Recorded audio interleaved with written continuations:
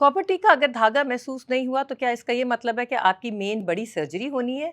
बिल्कुल भी नहीं। ये कई दफ़ा देखने में आया है कि कॉपर टी का धागा कई दफ़ा ख़वातीन को महसूस नहीं होता। आप जब गायनेकोलॉजिस्ट के पास जाते हैं तो वो अंदरूनी मुआयना करते हैं, स्पेकुलम का इस्तेमाल करते हैं और फिर एक नरम ब्रश जिसको हम साइटो ब्रश कहते हैं वो सर्वाइकल कैनाल यानी बच्चेदानी के मुँह के अंदर उसको रोटेट करते हैं। अक्सर औक़ात उसमें जो धागा अंदर खिंचा होता है वो उसके अंदर अड़ के कॉपर टी बाहर निकल आती है।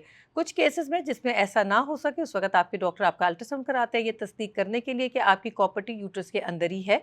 इन केसेस में कई दफ़ा आपको हिस्ट्रोस्कोप यानी दूरबीन के तरीके से जो कि नीचे से ही हिस्ट्रोस्कोप किया जाता है उससे आपकी यूट्रस की इनर दीवार को विजुलाइज किया जाता है और कॉपर टी को पकड़ के निकाल दिया जाता है। बहुत कम ऐसा केस होते हैं जिसमें जो कॉपर टी है वो यूट्रस की दीवार को छेद करते हुए पेट के अंदर चली गई है। उसी सूरत में मेन सर्जरी की ज़रूरत पड़ती है और वो भी आजकल हम लेप्रोस्कोप से कॉपर टी पेट से निकाल देते हैं।